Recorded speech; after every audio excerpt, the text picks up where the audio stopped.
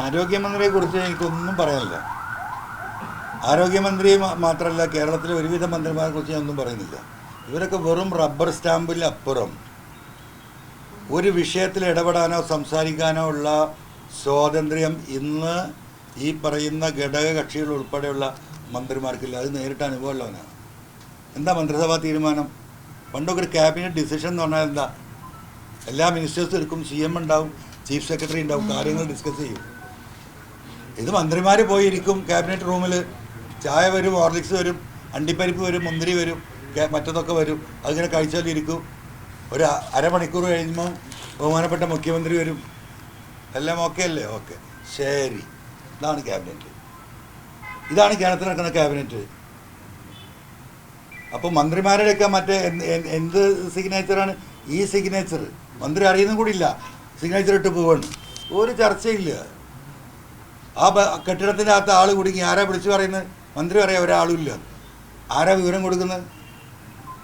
ഒരു കൃത്യമായ വിവരം കൊടുക്കാൻ പോലുള്ള സംവിധാനം ഈ പറയുന്ന മന്ത്രിമാർക്ക് ആർക്കും ഒരു വ്യക്തിപരമായിട്ട് ഒരു കാര്യത്തിൽ ഇടപെടാനൊന്നുമില്ല. എന്ത് ചെയ്യാൻ?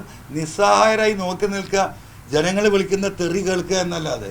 എല്ലാം ഈ പറയുന്ന പിണറായിസത്തിൻ്റെ വക്താക്കൾ മുഖ്യമന്ത്രിയുടെ ഓഫീസിലുണ്ട്.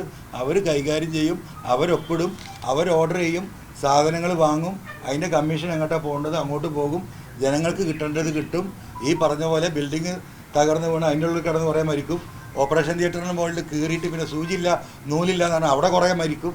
ഒരു കുഴപ്പമില്ല. ഇതാണ് കേരളം.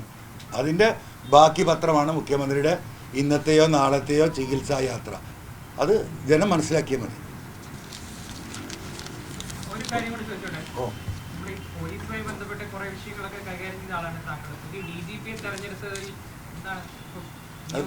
അത് പറയാനായിട്ടില്ല. അല്ല, അദ്ദേഹത്തിൻ്റെ പ്രവർത്തനം എങ്ങനെ നോക്കാം നമ്മളൊന്ന്. ബാക്കി ഇപ്പം എല്ലാവരും ഞാൻ അതിനെപ്പറ്റി ഇതുവരെ ഒരു അക്ഷരം വേണ്ടിയിട്ടില്ല. ഞാൻ പോരാടിയിരുന്നത് നൊട്ടോറിയസ് ക്രിമിനലായ അജിത് കുമാറിനെ DGPയുടെ പൊസിഷനിൽ ഇരുത്തുന്ന മുഖ്യമന്ത്രിയുടെ ഓഫീസിൻ്റെ തീരുമാനത്തിനെതിരെ അവസാന നിമിഷം വരെ പോരാടി. ലാസ്റ്റ് മിനിറ്റിൽ കട്ട് ചെയ്തു, UPSC വിട്ടു. അത് കഴിഞ്ഞിട്ട് താൽക്കാലിക നിയമനം കൊടുക്കാൻ പറ്റുമെന്നില്ല, എന്താ പറയുക, ലീഗൽ അഡ്വൈസ് വാങ്ങി, എല്ലാം തകർന്ന് അവസാനം ഈ പറയുന്ന കേന്ദ്ര ഗവൺമെൻറ്റിൻ്റെ RSSൻ്റെ നിർദ്ദേശപ്രകാരം അവർക്കും കൂടി ഇഷ്ടപ്പെട്ട ഒരാളെ അവിടെ കൊണ്ടുപോയി. അല്ല, CPM അല്ല, പിന്നെ തിരിച്ച് പറഞ്ഞില്ലേ, CPMൻ്റെ അകത്ത് ആ പാർട്ടിക്ക് മുകളിൽ കമ്മ്യൂണിസ്റ്റുകാരായ ഏതെങ്കിലും ഒരു ലീഡർമാർ നട്ടലില്ല ഒരുത്തനുണ്ടെങ്കിൽ ഈ ഗവൺമെൻറ് ഇങ്ങനെ ആവില്ലായിരുന്നു. നട്ടലുള്ള ഒരുത്തൻ ഈ പറയുന്ന സെക്രട്ടേറിയറ്റും ഈ സെൻട്രൽ മറ്റെന്താ പറയുക പോളിറ്റ് ബ്യൂറോ ഒക്കെ ഉണ്ടല്ലോ. ഒരാൾക്ക് അഭിപ്രായം പറയല്ലോ. ഒരഭിപ്രായത്തിൻ്റെ വക്കാണ് P. ജയരാജൻ സൂചിപ്പിച്ച് പിറ്റേന്ന് തിരുത്തി പറയിച്ചില്ലേ. അത് ഈ ജനങ്ങളുടെ മുന്നിൽ നടക്കും. പക്ഷേ പാർട്ടി സഖാക്കളുണ്ടല്ലോ, ഈ പറയുന്ന പിണറായിസത്തിൻ്റെയും മരുമോനസത്തിൻ്റെയും ആഫ്റ്റർ എഫക്റ്റാണ് ഞാൻ ഈ പറഞ്ഞ P. ജയരാജനോട് അടക്കം അത് തിരുത്തിച്ചത്.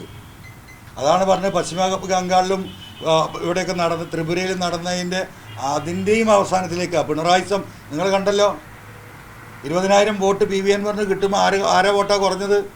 ഏത് സഖാവ വോട്ട് ചെയ്തത്? കേരളത്തിലെ സഖാക്കൾ അതിന് കാത്തിരിക്കുകയാണ്. ഞാൻ ആ നോമിനേഷൻ കൊടുത്ത് ഇറങ്ങുമ്പോൾ ഞാൻ പറഞ്ഞു, തെരഞ്ഞെടുപ്പിൽ ദിവസം ഏറ്റവും മുന്നിൽ ആദ്യമായി വോട്ട് ചെയ്യുന്നവർ ഇവിടുത്തെ സഖാക്കളായിരിക്കും. അത് ആൻറ്റി പിണറായിസം വോട്ടായിരിക്കും. അന്നേ പറഞ്ഞ അത് തന്നെ സംഭവിച്ചില്ലേ? ഇത് കേരള ആകെ സംഭവിക്കില്ലേ? അവിടെ എത്തിയില്ലേ ആ പാർട്ടി?